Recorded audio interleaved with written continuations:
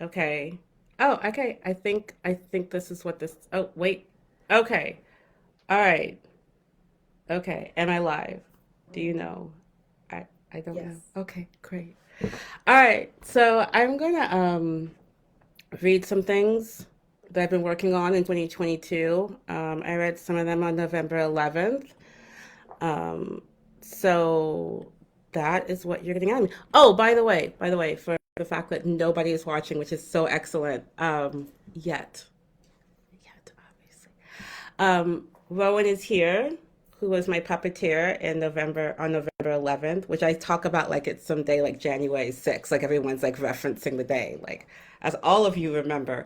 Um, and who's also here now, who's excellent and just did cupping on me. And then we made dandelion tea and ate chocolate, and now we're doing this. So this is life. Okay, let's go. Let's go. Yeah. I love it. I was like having a cheerleader in the back. Okay. All right. This is for posterity, y'all. Someday, when I'm dead, people will be like, remember this? All right. Okay. So we're going to start off. None of these pieces have names attached to them because they'll probably just be numbered or something. So usually I just call things like the first words in the piece. This one would be called "In the First Days" because those are the first words in the piece. So here we go. Okay. Um. Oh my God. Okay, I'm not gonna say the thing I'm thinking. I'm gonna drink my coffee instead. Doo, doo, doo. All right. Okay. I'm just gonna cover up the part where I can see the video because that always makes me anxious inside, weirdly. All right, here we go.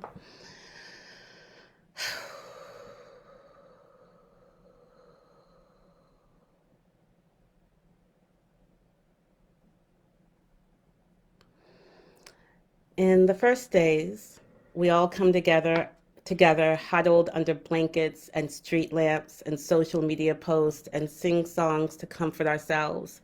We share food and make jokes and find new ways to take care of each other. You must remember this. You must remember these early days. It will not always be like this. The mood will change. Then it becomes clear that some of us have a better chance of survival than others. We get tired, and as the onslaught of attacks continue, as the news grows bleaker, as the nights stretch into the days, as the storms come, we try to recreate the before times, silo ourselves into our comfort bubbles, talk to people who look and sound a lot like us. We stop sharing as much with strangers. We start counting our resources, our food and our water and our time and our energy, and we realize that none of it is plentiful. Scarcity is afoot, and we cannot give to everyone. We have to save.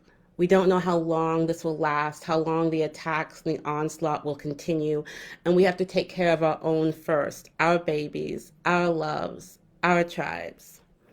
The sadness and depression seeps through the cracks in our windows under the covers at night. The sun rises and the light is blaring and painful, and there is not enough room in our homes or our hearts for everyone. We have to make choices, quick ones, choices that we have been taught, choices that feel right in our nervous systems. We can't be expected to be more uncomfortable and in more pain than we already are.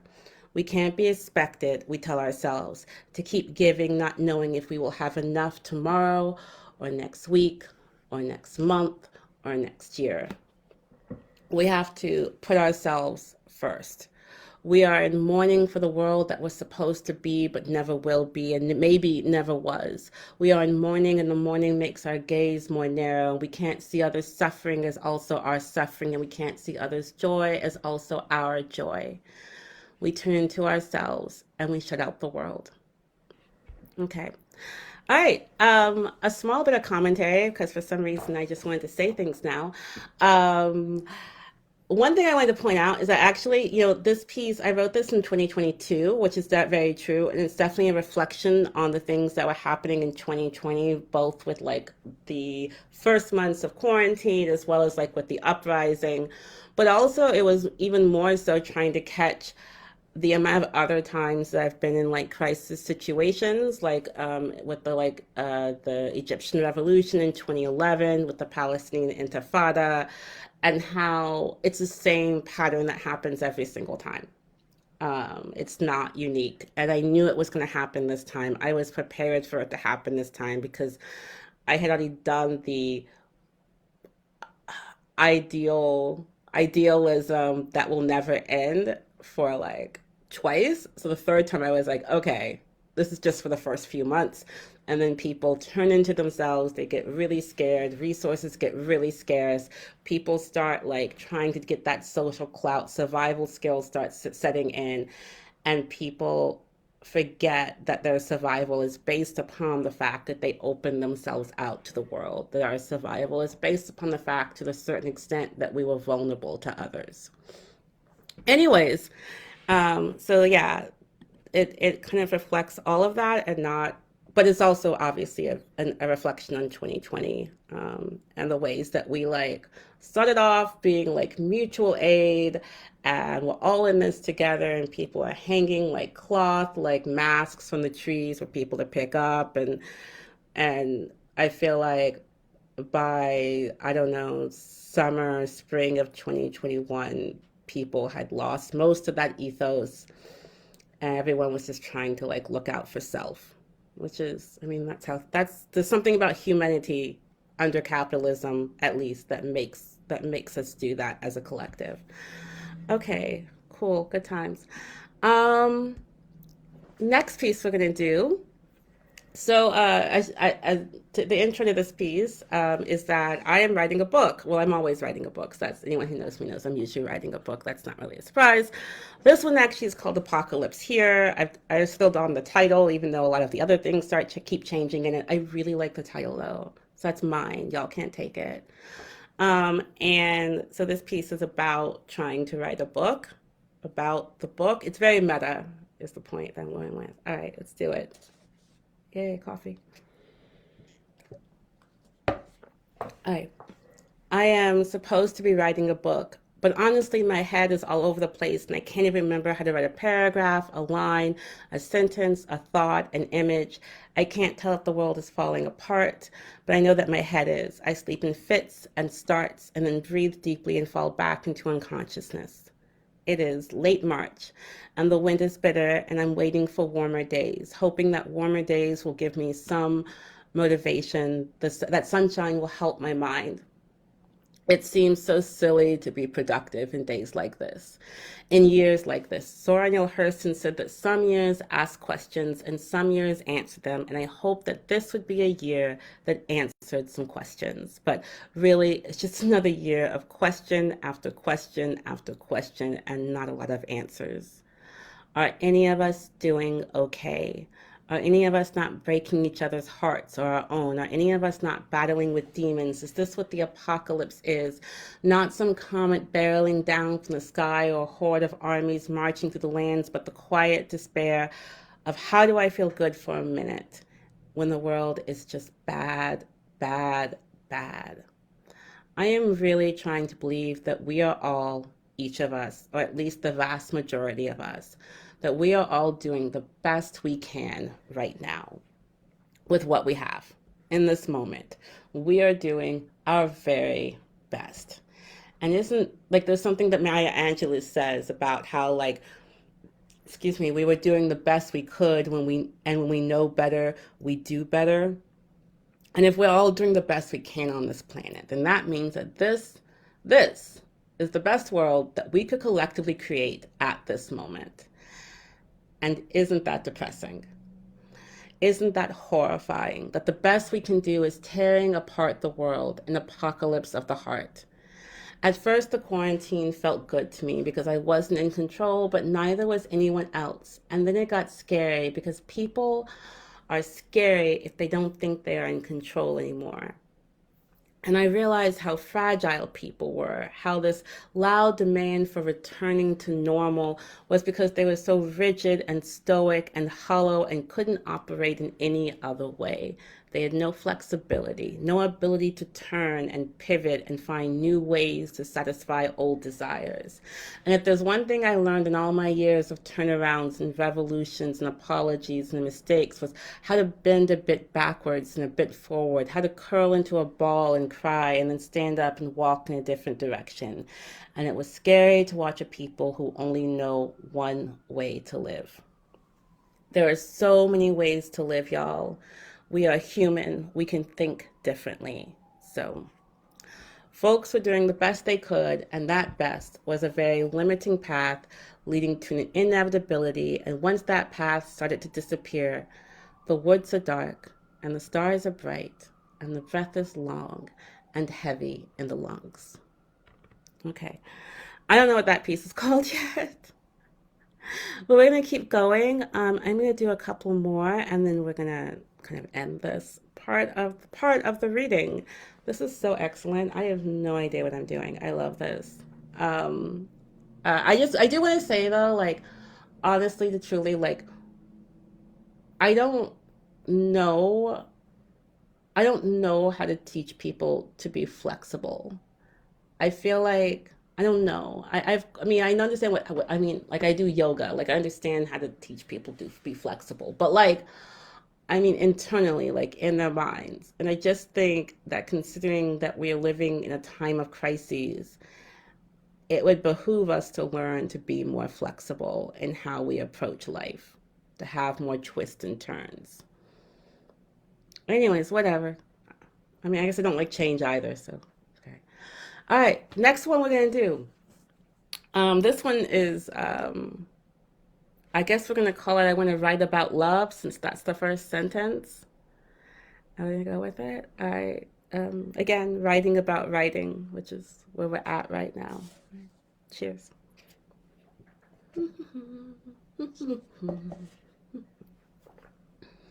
I want to write about love, the ways that we take care of each other and the ways that we destroy each other. I want to write about how we pray to our ancestors and they pray to us, to the future, to hope, to a new dawn, to a lost cause. Or at least that's what I thought I wanted to write about, what I thought this book was going to be about. And now I don't know. I don't feel so assured to write about care work, about radical love, about community. Actually, I want to break this for a second and just mention. See, the thing that kind of gets me, and I know this isn't actually in the written piece, so y'all getting whatever, um, is that it's really interesting because I think that one of the mistakes I have made, and I'm not the only one who's made this mistake, but I'm calling myself out on it, is that I looked to theoreticians to practice what they preached, right?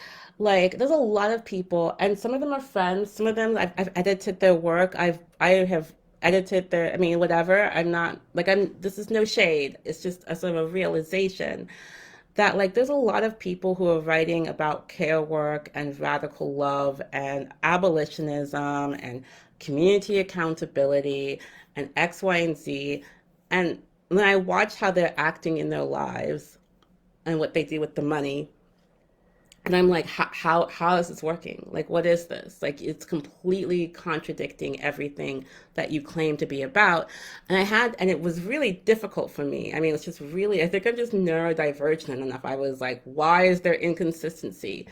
And I realized it's not about the fact that, we're all flawed humans who can't live up to our perfect ideals. It's not even about that because I was like, wait, no, no, this is way farther than that. This isn't a tiny mistake. This is dollars. I realized that it was really about the fact that they're theoreticians. They're writing theory.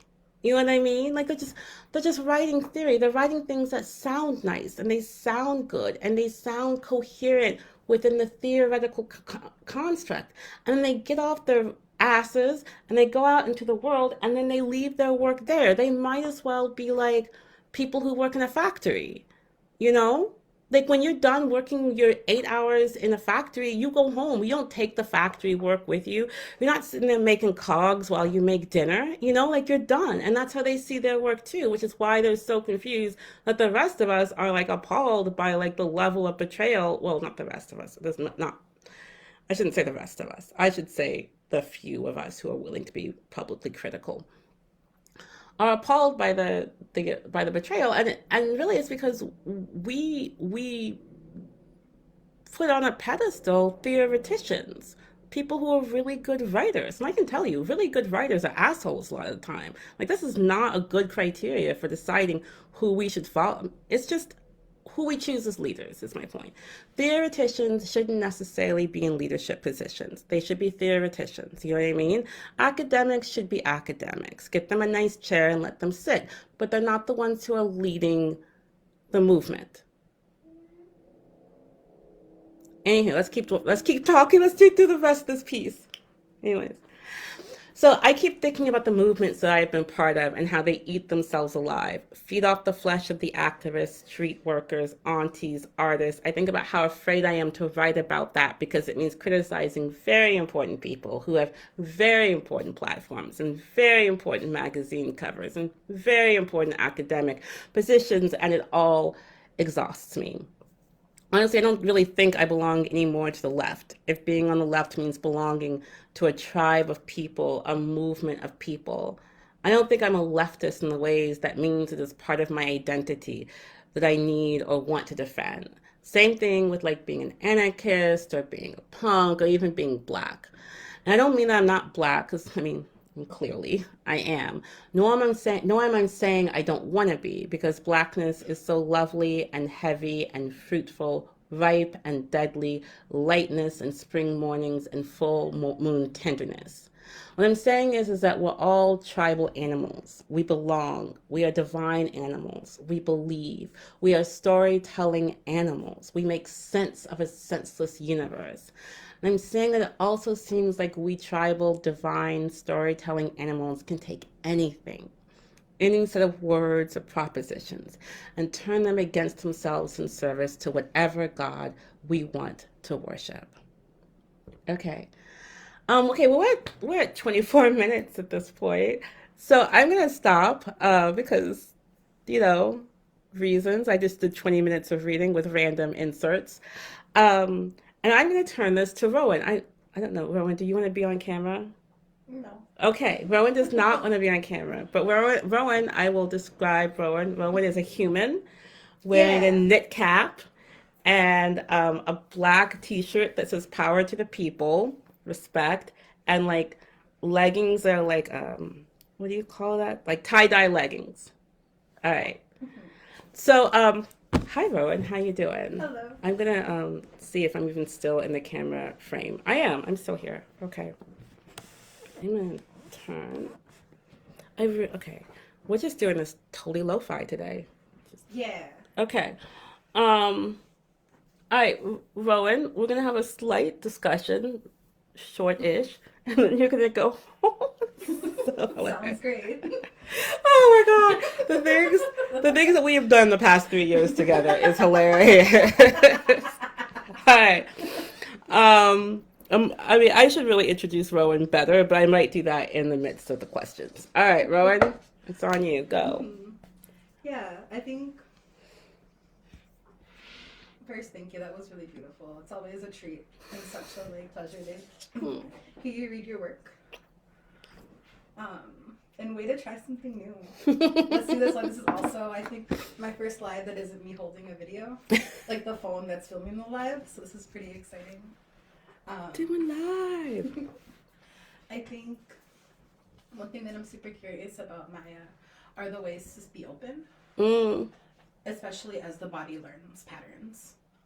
Like, how do we be open, and how do we be that flexibility that you talked about as our body remembers? Yeah. Yeah, I mean, so I don't know if y'all heard Rowan, so I'm gonna try to like paraphrase it, which is like the question of like, how do we be open? Um, that I think I talked about earlier. And so, I mean, okay, so I'm gonna give this answer in a couple of different forms because I feel like, it's a multi-dimensional, multi-chrome, multi-color answer. I don't, Yeah. it's a rainbow answer. Okay. Like a kaleidoscope. It's a kaleidoscope. Exactly. That's actually the image I had in my head. It was like this like Yes. fractal like Mm-hmm. way of kind of getting at there. I mean, the first thing is I think it's officially called exposure therapy. You know, where sometimes I honestly, I mean, a lot of mine, when people ask me, I'm like, okay, for instance, like when I was 23 years old, I went to the West Bank during the Second Intifada. I had no idea what I was doing. I mean, by all accounts, I was stupid. You know what I mean? By all like logical accounts, I was stupid, not having any idea. And I mean, my fearlessness and my youth were definitely intertwined at that moment. And I didn't have any loans, so I figured, let's go. But I do think that a lot of times we think that we have to be like super prepared in order to do something new, and this is clearly my proof of that not being true is this Facebook Live. But I do think that there's this need, like I think kind of like I mean, to get over that fear of acting, we kind of have to act, which seems like what the opposite of what everyone wants to do, right? They want some answer that goes like, you can do this in a way that's still where you're going to get to feel safe. And I'm like, but you don't get to feel safe because the way that, okay, because this sounds wild because I understand there's two sides to this. So I'm going to say both sides. On the one hand, you always have the right to be safe. You do. And you should trust your body and your instincts. If it tells you something is unsafe, you should really listen to that. And you should listen to all the layers of it because sometimes the body is saying something is unsafe because it is actually a risk to you. And sometimes it's saying it's unsafe because it feels a bit uncomfortable and there's not a real risk on it. There is a risk, but the risk is not as existential as you're making it in your head. And you have been trained and socialized, not you particularly, but the general Yeah. you, the third person you. You have been trained and socialized to believe that certain things are dangerous, and you have been taught that through media and through your parents and schooling and everything around you, so that you kind of have to move against the body's like desire to shut down in order to open up. You know what I mean? Like I know that's not what people want to hear. So for instance, I would say like I'm trying to think of something that's like a little smaller than going to a war zone in 2003 because you can't do that. It's 2022, y'all. Um, for instance, like think of it this way. Can you swim? Mm-hmm. Okay, right? Some people can't swim.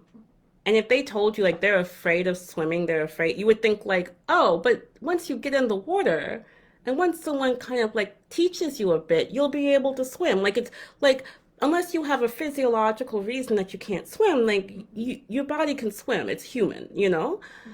But if you try to talk to someone who is like, I can't swim, I'm never gonna swim, the water is scary, you kind of have to tell them, okay, there's nothing that's going to really get you there until you step into the water. Like maybe you can step a little bit at a time, but like you, there's there's no other magic cure for this other than the water because it's not really dangerous, right? And I say that as someone who like I grew up near the ocean and like my I have friends, ahem, who are scared of the ocean. They won't swim in the ocean. Maybe you're like this. Are you scared of the ocean? Mm-hmm. Uh, Then you'll turn on people that are. yeah, Yeah. and I think that's wild because the first place I ever swam was in the ocean. So I'm like, what is there? But like, and I know personally that like as long as you keep your eyes open and you're not going too far, you know what I'm saying? As long as you like, then you're pretty safe.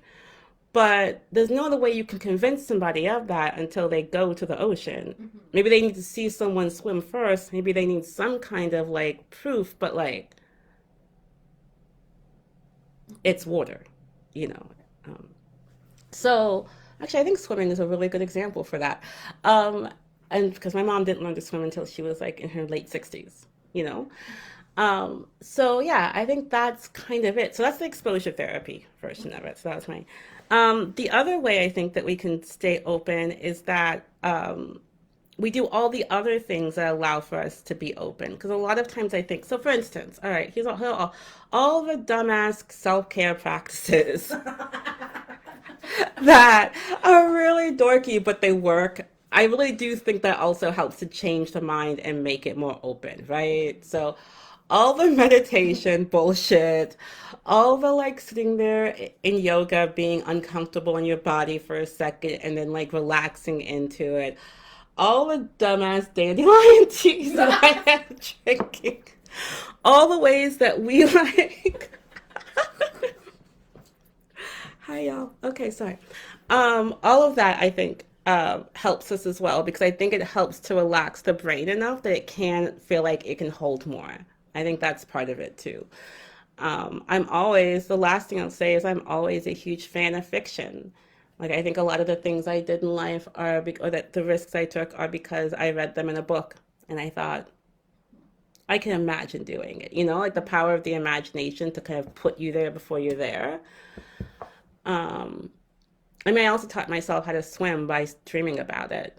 So, Oh. yeah, I would read all these books about swimming. I wanted to learn how to swim. So I read all these books about swimming, like the encyclopedia, and I would like, and then at night I would practice in my head before because and then when I finally like, so I took classes and I was like, all right, let's go. Because I had Oh. like dreamt and like imagined all the swimming first. Yeah. So, the astral realm. Mm-hmm. Okay, that's my answer to that. I don't know if it I helped anybody. All right. Next one. This is excellent. Makes no sense whatsoever. I think to continue on this thread very briefly, I'm curious, like, what are some of the ways, um, you listed some, but like, what are some of the ways you like to practice, or what are, mm, I mm, meditate in the mornings for like, at least 20 minutes. I mean, I'm trying to get longer, but 20 is the mm-hmm, cutoff. Like, okay, we did 20, we can get up. mm-hmm, Um, I do yoga. I read. And I really, I watch weird ass documentaries, mm, like about cults and QAnon. I just like to understand how other people's brains work. mm-hmm. Um, okay. That was random. I, I'm not afraid to talk to strangers. Mm, I think traveling, I think traveling is, if you can do it, I'm not saying that everyone can. I understand that this is deeply a US American passport privilege. But if you can even just like go from your small town to a larger city, if you can talk to people who have different accents than you, who cognate the world differently than you, who organize their lives differently than you do, I think that's huge to get a sense of how big and wide the human imagination is. I take long walks in nature. I just take long walks in general. I think that's just a lot of time for reflection. I just think a lot of times in our world, we don't give ourselves the time that we really need, the time that the human brain needs to reflect on all the stimuli that we're getting.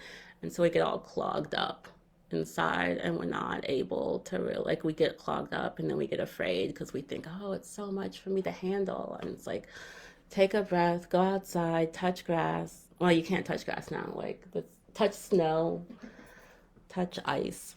Um, go out for a walk, let your brain work it out without you forcing it to.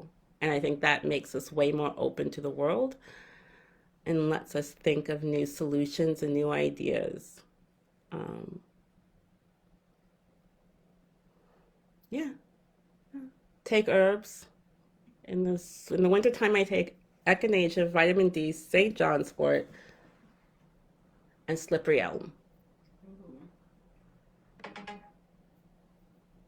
Okay, I don't know why. Why? Okay. All right. I think there's probably one more, and then we're gonna be done. So this has been amusing as hell. Oh, yay. This is gonna be so. Oh my god, this is so random. I love how random this is. I really, really am just. I have to do. I should do this more often. Mm-hmm. just Yeah. like totally have no idea what's going on. All right. All right, and I'm gonna ask you a question, which Oh. I'm gonna try to like get the you have to come closer. You don't have to be on the camera, but you're Okay. gonna have to answer it. Okay. Okay. Mm. Oh, there's so many questions. Hmm.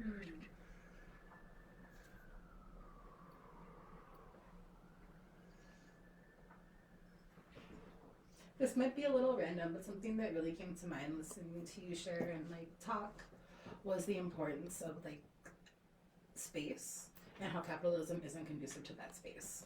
Like on top of all the things. Mm-hmm. Um, so I'm curious, what are the ways that you see imagination as as part of the fabric of space? Mm-hmm. Yeah. I mean, I just okay. I have a deep, deep, deep love for the human imagination. I will be honest. Like I just do. It is. I mean, first off, I have a very high, I have a very like robust and wide imagination, and I try to feed it constantly. I've honest. Okay, okay, y'all, stop. Okay, I live in my own like fantasy world. It is connected to this world. Okay, clearly I have not fallen off the edge of the earth. So here Yeah. we are. That's right. That's right. Still using gravity. How hard I try not to.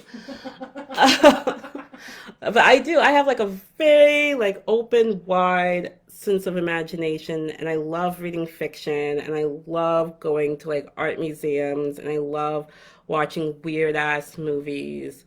I love sci-fi, especially like African futurism. Um, just I mean, I was that kid who read like fantasy as a kid. Like I just love the human imagination is broad and is wide. Um, and I think that I mean, I mean, I literally make my hands wider just thinking that. Like that to me is the space. Like, I think that the vast majority. I mean, okay, so let's start for a second. The world is ending, and by that I mean the world as we know it. Like whatever this is, when it's done, whatever this age is going to be different than the age that we're coming out of. Like we're in transition, right? Like, I don't know what it is, but it got weird. I don't know how anyone can got through 2020. It could be like, and now things are just peachy keen. Like it got weird.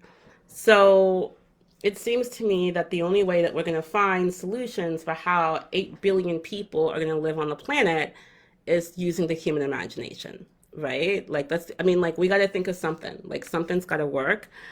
We got to figure out ways to make this survivable. We have to figure out ways to feed people, to figure out ways to house people. And no, I don't believe that war and genocide are the answer, which seems to be some people's, or just telling people not to procreate, which the thing about those solutions is it never works. Human beings fuck. Okay? Humans are gonna fuck. And the worst, you know when humans fuck the most? In a war zone. They fuck the most. How many like COVID babies are just coming out of the woodworks, right? Like if I was a midwife right now, I'd be making bank. I don't know about the rest of y'all. Like, oh my god. Like people are having babies didn't even know they could have babies. That's not gonna work. The harder and the worse that we make things and we stick everyone inside and keep putting them in quarantine, they're gonna do what human beings do when they're bored and together. So we have to use our human imagination as a way to figure out and creatively, figure out how we're going to like survive. Like, how are we going to survive this? And how are we going to take care of each other? And that's why I love things like futurism, Afrofuturism, indigenous futurism, African futurism, because I love the fact that they ask those kinds of questions. Like, how are we going to get through this? What does it look like when the world is turned on its head and we have to figure things out? Um, I mean, deep, deep love for Octavia Butler, obviously. If you haven't read her by now, you need to.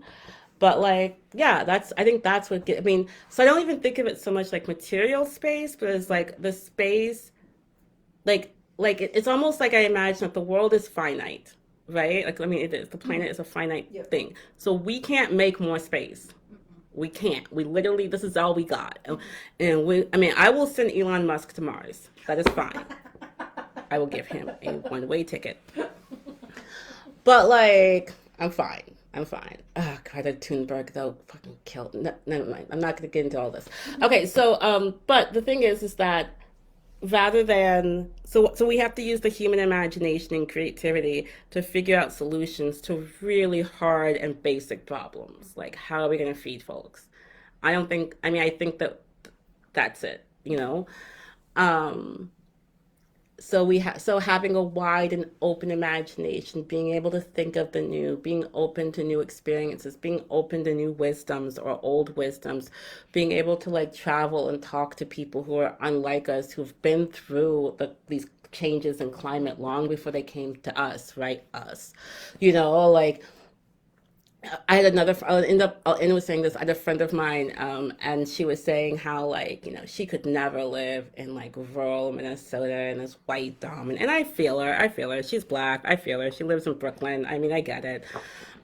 She could never live. Yes. And I was like, okay, I feel you. I do. I feel that because I would said that. I've said that too. I'm like, what the hell am I doing here?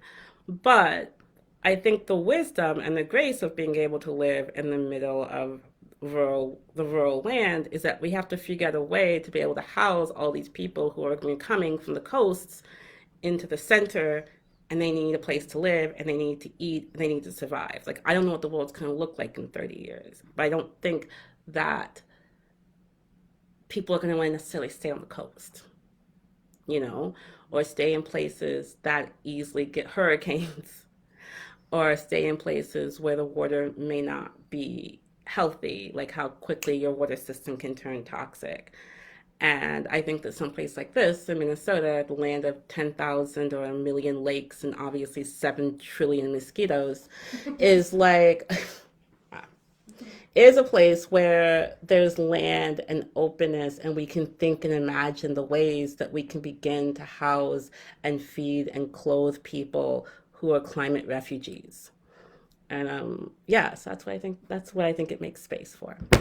All right, good times, good times. Yeah. All right. So wait, oh my god, I sorry, I just realized there's a comment. Oh. I forgot that people were watching. Oh yeah. Right? Like I was just like, now we're just sitting here talking, right? Like, Yep. okay, so excellent. Doing weird shit. The end of the Yeah. It's the end of the year and the end of the world, y'all. Party. Yeah. I feel like this is like a Prince song about to come on. Okay, so I'm a very okay. I'm gonna try to move you close to the speaker without like you. Okay, that's it. Let's. No. So I thought it was one of the jars that like rolled out from you cupping me. Oh, I drank all my tea. Great. No water was spilled. Oh, excellent. And we finished tea. Okay. Yeah. Um, so in our just excellent weirdness. All right. So I should explain something. I should explain who Rowan is, who is not on the screen, I know. But they are an incredibly lovely person who I met in 20 oh shit. Um 18, the beginning of 2018, and we were at this weird, I'll just say it, like we were at this kind of like weird conference for reproductive justice, and it got weird in like January or February, and I remember it was so cold um, that weekend, and we met, and we've been friends ever since. And now I actually work for the organization. Like that's the funniest part is like now I work for the abortion doula organization. But that is not the important part of this discussion because we're going to get to Rowan is many things, a doula of all types, the fullness of doulaness, and an herbalist, as well as someone who is the co-executive director of Spiral Collective, the abortion doula organization. I don't know why I'm the one who's blanking. I'm the other executive director at this point. Like I don't know my own job. But the thing that I remember Rowan saying, and I feel like you said this, I feel like it was the summer of 2018, right before I went to Berlin, and you were like, we were talking about sort of climate. We were sitting outside back here with Ali, and we were talking about all the climate change, eco, stuff that we just sort of like jam about, and normal conversations, You know. genocide, war, climate change, and plants, which comes back to it. And Rowan said, trust the plants. The plants are going to give us the answers. It was something like that. I just remember it. And I remember going, oh, isn't that like a weight off of my shoulders? Like, I don't have to come up with these damn answers. Like, I mean, like I had to cognate a bit, you know what I mean? But like, it's not my job to chemically like make a thing because I'm not a chemist. I'm a poet. So my question to you is when you go out into the world, also I should say that Rowan was also, I have other things to say about you because you're so amazing, but Rowan is also really instrumental in the 2020, in supporting the 2020 uprising here. And I just really want to talk about their healing space, but we'll do all that later. Just did amazing, amazing, excellent work across the board. 10 out of 10, no notes. I have one note, but that's not the point. I was like, I hope there's no. There's one note. I have one note, but that's not neither here nor there because it's a very classic cognition that, once you see it, you're like, oh, I won't do that again. But my question is, one, there's a two-parter. How did you first learn to listen to the plants? And two, what is it that you hear now from them? And that's how we're going to end this. Oh, Maya coming in deep. All right, I'm going to bring the speaker as close as I can to you without like, it's such a strange. All right, okay, I think this is going to balance. If not, y'all. All right, there we go. What was your first question? My first was, how did you first learn to do so? Like, what first brought you to learning to listen to the plants? Like, what first brought you to herbalism? Like, why? Yeah. Why talk to weeds? And I think that's a normal question to ask. Yeah. No, that's it. I was like, I don't know. I'm super excited to continue to like think about it the rest of my life, and for the answer to continue to grow and change and to shift and to root deeper and deeper. I think the simplest answer that comes to mind the most was try ignoring them.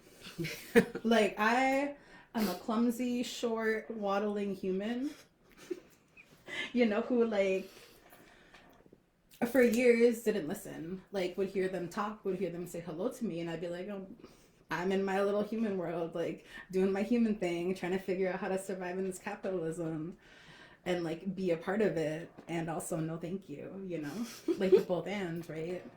And they were just always there. Like plants that were there in California were here in Minnesota. Plants that were like in Mexico were here in Minnesota. Plants that were in like the Middle East were also here in Minnesota. And they were, and like the places I traveled, like the plants are different sometimes, but they're there. They're there with more frequency or less frequency, right? And they're different relatives that are there depending on like the bioregion and where you are specifically. But they're also hella connected, right? Like the plants talk to each other, the trees talk to each other. Like you see all of this like conversation, all of these like not allegories, what are metaphors? Where we talk about like the more we learn about like mycelium and like mushrooms and things like that, the more like we see this as a communication system, like a nervous system that is like connecting and bringing information from one place to another. I remember one of my elders and beloved teachers, like reminded me that me saying hello and saying I love you to a tree in Minnesota could reach a tree in Mexico. You know? So I think like the simplest like answer is good luck trying to ignore them.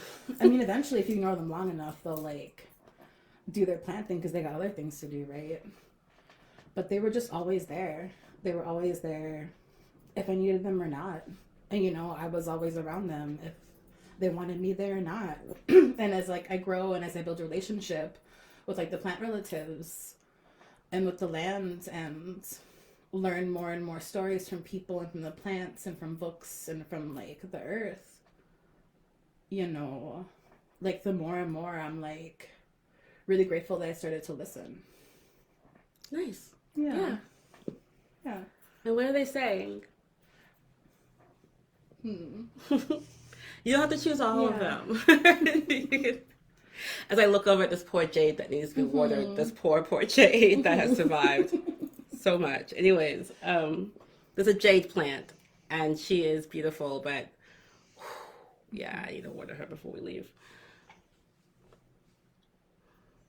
Yeah, I think to not get super like existential or like to not think too hard. I think the one thing that in this moment, you know, especially like from that jade plants, outside of like the friend needs water, is that they're here too. Mm-hmm. Right? We're all in the same ecosystem. Mm-hmm. And like we're interconnected. And to a certain degree our survival relies on their survival relies on ours. But also they're way more resilient than we are. Like they've been here longer and will continue to be. You know, and so something that I think something that like plant relatives had taught me that really sticks out to in this moment is like, and you were talking about this earlier, like the capacity of love, the capacity of compassion. So I'm like, I don't know if I was like a redwood and I saw these humans doing their human thing for you know how long, I don't know if I'd still be like, hey, you know, like have some needles, make some tea, you know? Mm-hmm. Or hey, let's continue making this air for you even though you're constantly polluting it. And so I think love and hellos, you know, and a whole lot of feedback. Yeah. Plants definitely give you feedback. And they'll let you know if they don't like you. Yeah. Like, What the fuck is wrong with you? Yeah. Totally. Yeah. It also makes me think, I'm just gonna end, like, it makes me think of, like, the ways that, you know, like I was thinking about the redwoods, you know, and I'm reading, I'm in my, like, mycelium tree phase of, you know, reading, and I've got, like, the mother tree in the back. I got some reading that I'm doing here. I have way too many books, y'all. Someone needs to, I need to, like, anyways. But, like, in doing that, it makes me think about, and how the tree itself is, like, I don't know, like just rethinking what the tree is, what it means to what is a tree, right, and what it means to be a forest. Anyways, and one of the things that sort of makes what I was thinking about is how, like, in part, like I think about when I have, like, with my kid, right? Like there are times when I love my daughter so much, and there are times when she says things to me that I'm like, okay, whew, we'll just take my little ego and we'll just check it over here right now because don't really need that. We'll just pick that up later off the floor that you kicked it down to. Anyways, but like, but because I do that because I know, like, in the larger scheme of us living together, it doesn't really matter about my temporary little, like, do you know what I'm saying? Like it's there's nothing good that would ever come from me like kicking back, right? Like this just, and I'm not saying that for everybody. I'm not. Look, you want to be an adult and come at me, then we're going. But like if you're a kid and like you're still learning like what the boundaries of the universe are, you know, like it is to all of our benefits inside this house that like I don't hurt her, right? There's nothing good that comes from that, like nothing.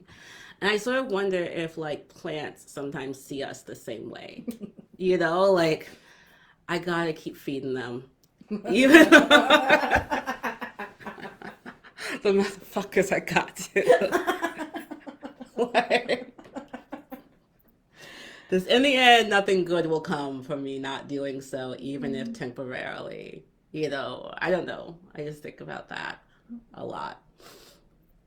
Anyhow, speaking of mother trees, Okay, well that has been, it is 10:56. Oh, wow. Wow, we did a whole hour of this, y'all.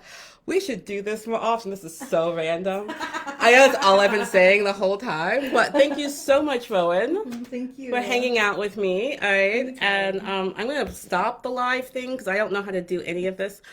I should probably stop saying that, but it's also I'm not used to using technology that I'm not, like up on. How do I stop it? Oh God. Okay, hold on. In live video. Okay, we did 49 minutes and Wow. 34 seconds. So, Amazing. baller. Yeah. Yes. You didn't see Rowan's hand, but that happened. Okay. All right, peace and love to the 3 viewers I had. But like whatever. We're gonna post this and then it's gonna be fun because this was really random of me. Okay, let's do this. All right. Oh wait.